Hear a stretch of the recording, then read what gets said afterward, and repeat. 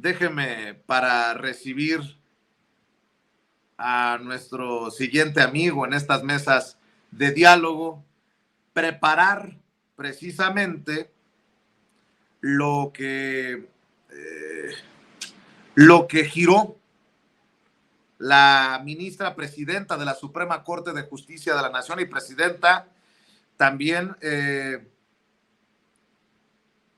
del Consejo de la Judicatura Federal. Este comunicado de la ministra Norma Piña, este comunicado al que hizo referencia incluso el presidente Andrés Manuel López Obrador en la mañanera. La ministra Norma Lucía Piña Hernández, llamó a las y los juzgadores a actuar con responsabilidad e independencia. Dice así, Ciudad de México, 5 de marzo de 2023. La ministra Norma Lucía Piña Hernández, presidenta del Consejo de la Judicatura Federal y de la Suprema Corte de Justicia de la Nación, llamó a las y los juzgadores a ser guardianes de la Constitución. Y cito, esa es nuestra fuerza, esa es nuestra dignidad y al mismo tiempo es nuestra responsabilidad. Durante el encuentro con juezas y jueces y magistradas y magistrados que se encuentran en el edificio sede de San Lázaro en la Ciudad de México, la ministra Piña Hernández les recordó que en su actuar independiente y responsable radica la dignidad del Poder Judicial de la Federación. En su mensaje a las y los juzgadores, reconoció que no son tiempos fáciles en ninguna parte del mundo, pero dijo, si actuamos con responsabilidad, con prudencia de juzgadores, sin que se confunda con cobardía, todos saldremos adelante. La ministra presidenta mencionó que como juzgadores se tiene una doble responsabilidad. Primero con la familia, porque lo que hacemos como figuras públicas repercute en ella, y la segunda con el Poder Judicial de la Federación, porque al estar en el foco de atención, lo que haga uno repercute en todos, de ahí que los exhortó a actuar en unidad. Y yo quiero insistir en esta parte, que hay que actuar, dice ella, con responsabilidad, con prudencia de juzgadores, sin que se confunda con cobardía. Y para hablar precisamente de este y otros temas, pues hay que preguntarle a quien es un apasionado de los temas de justicia, los temas constitucionales. Saludo con mucho gusto al doctor Isaac de Paz González, jurista, constitucionalista y miembro de esta familia Sin Censura. Doctor, ¿cómo estás? Muy buenos días. Muy buen día a todo tu auditorio, Vicente, a todo el público de Sin Censura. Excelente día. Y mañana por acá en Baja California. Claro. ¿Cómo ves este comunicado? ¿Cómo ves estas declaraciones de la ministra en tiempos en los que, pues, obviamente, hay que decirlo, hay fuertes declaraciones, tanto del Poder Judicial hacia el presidente como del presidente al Poder Judicial, en momentos en los que el pueblo de México está viendo, desde mi perspectiva, doctor, tú me das tu opinión, cómo hay jueces y magistrados que no estarían decidiendo de acuerdo a los intereses del pueblo de México. Y lo digo por casos como el de Rosario Robles, como el del descongelamiento de cuentas de Luis Cárdenas Palomino y de la esposa de García Luna. En fin, creo que hay muchos ejemplos. Doctor, escuchamos tu opinión. Sí, Vicente, pues primero que el comunicado pretende mandar un mensaje de unidad y yo lo leo en el sentido de la responsabilidad que tienen juezas, jueces, magistrados, todo el Poder Judicial para actuar conforme a la Constitución.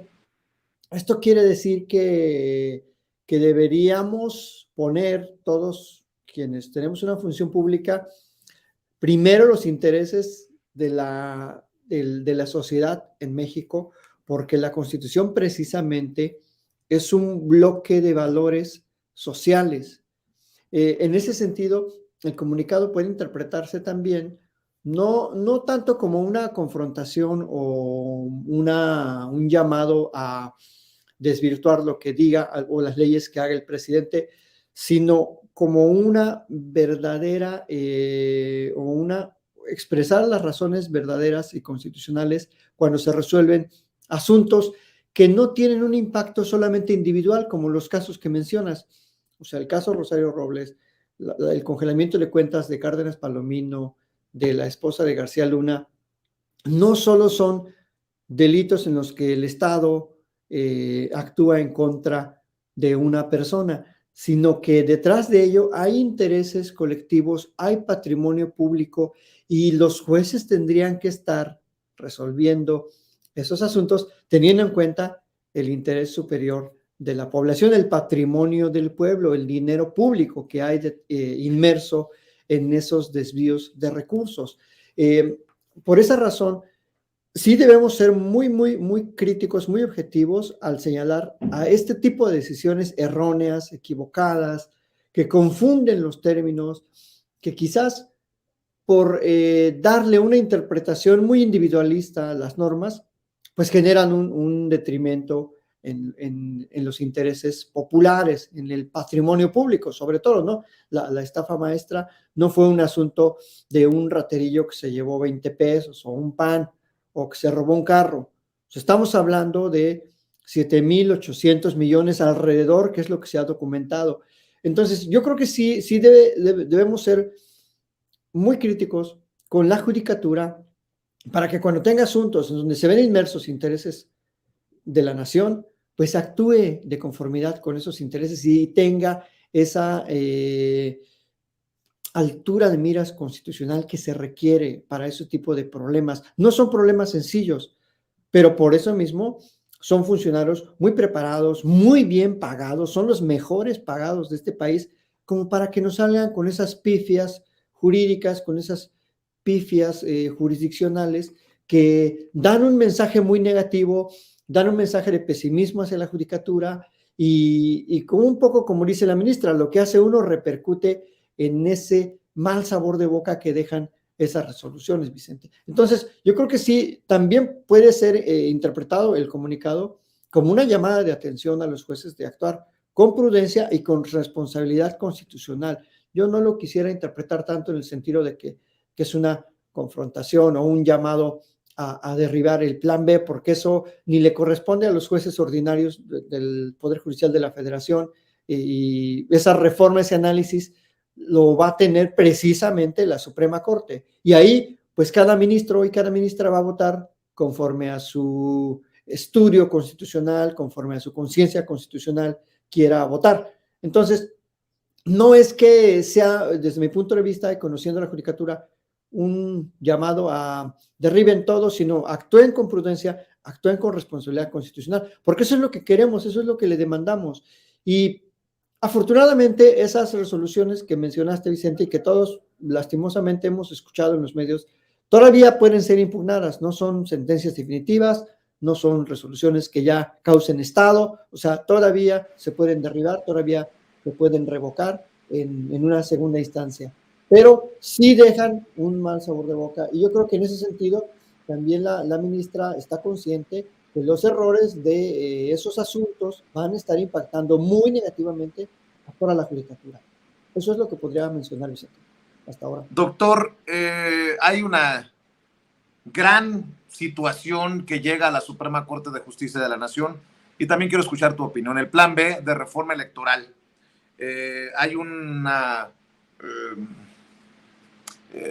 gran campaña para que estos personajes como Lorenzo Córdoba, Ciro Murayama, los que ganan más que el presidente, no pierdan sus privilegios. De hecho, el presidente ha dicho que sí enviará una propuesta para que nadie gane más que él y no existan privilegios, pero ahora en la Suprema Corte de Justicia de la Nación podría definirse el futuro de este plan B electoral, que lo mismo hace más fácil el voto de los mexicanos desde el extranjero, como mete en cintura al Instituto Nacional Electoral para que no nos cueste tanto la democracia, que no nos cueste tanto hacer elecciones en nuestro país.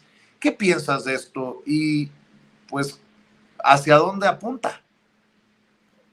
Bueno, fue una reforma, y todos sabemos, quienes la hemos leído, es una reforma meramente burocrática, administrativa, de operatividad.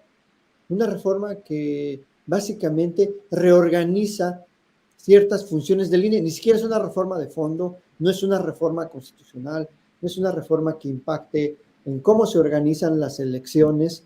Es una vil mentira, una campaña totalmente de desinformación de muchos medios, de muchos comunicadores, de muchos sectores afines a esta visión absurda de que el INE construye la democracia.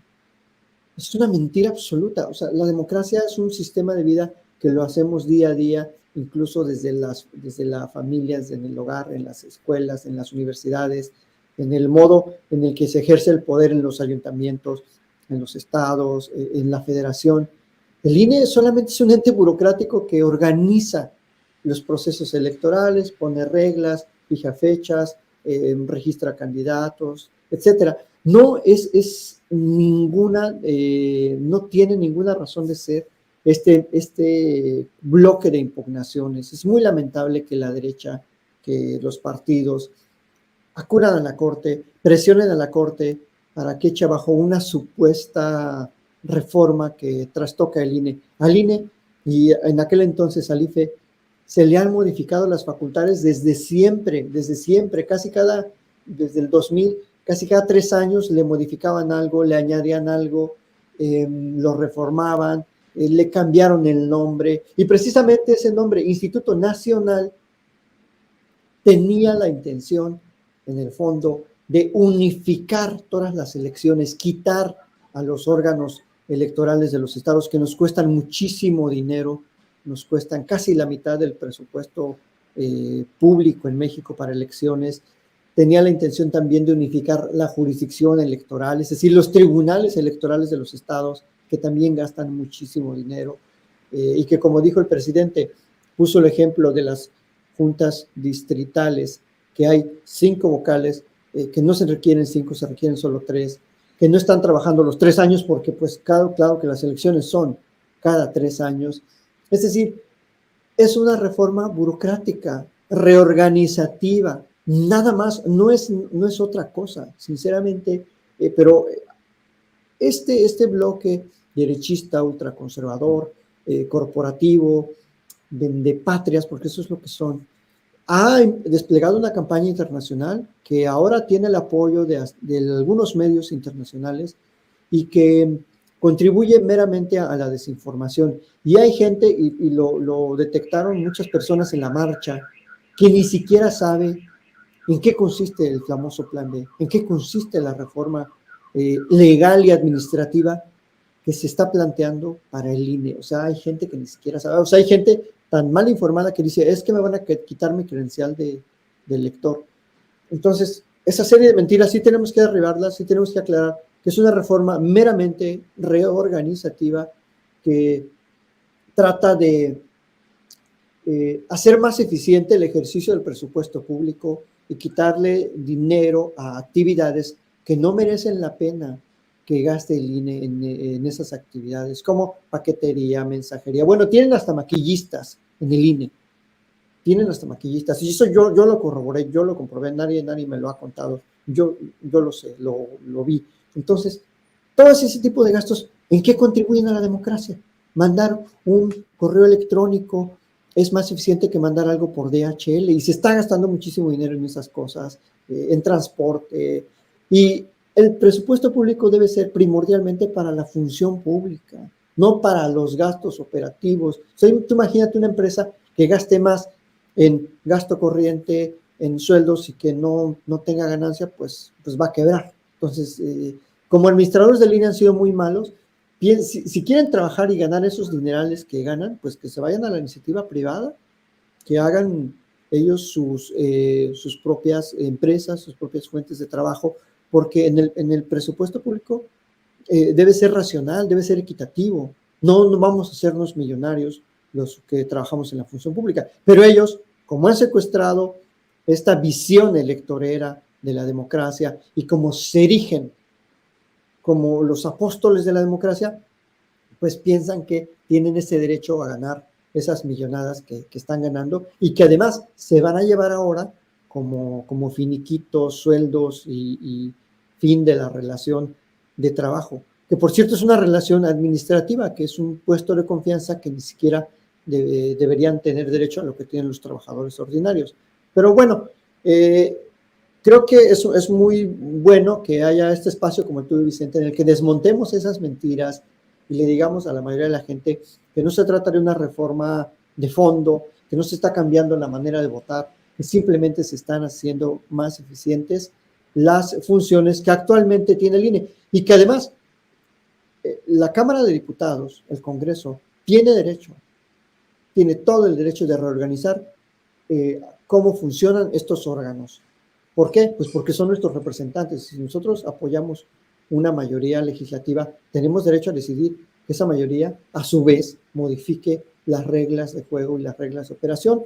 Pues de eso se trata la democracia, de ir construyendo las instituciones, quitando lo que a veces les falta o lo que les sobra y poniéndoles funciones nuevas.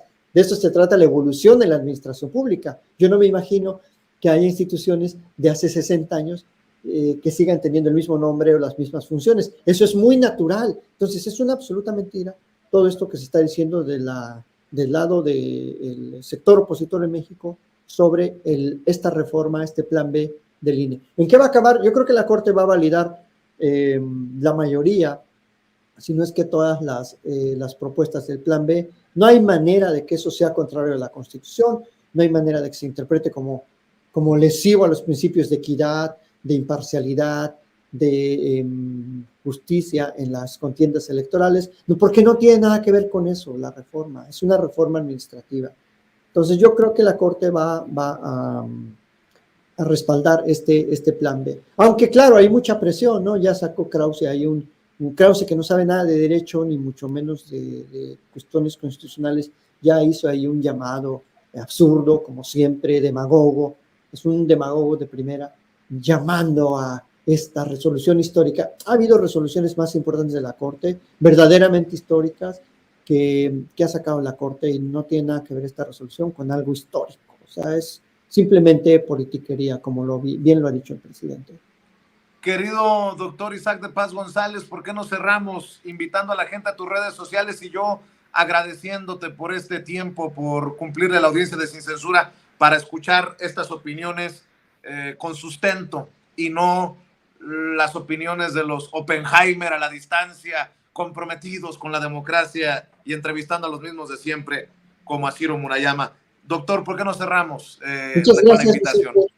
Muchas gracias, sí, los invito a que me sigan en Twitter, en @Isaac de Paz con Z, y en mi canal de YouTube, Isaac de Paz González. Y muchísimas gracias. Y luego hablaremos de ese farsante llamado Alejandro, creo que Oppenheimer, un verdadero pues sí, un falsario de la democracia que vive precisamente en Miami. Así que luego hablaremos de él. Pues muchas gracias, Vicente. Que tengas un excelente día también a la audiencia. Gracias, doctor. El doctor Isaac de Paz González, hablando con nosotros sin censura. Y bueno, antes de entrar a la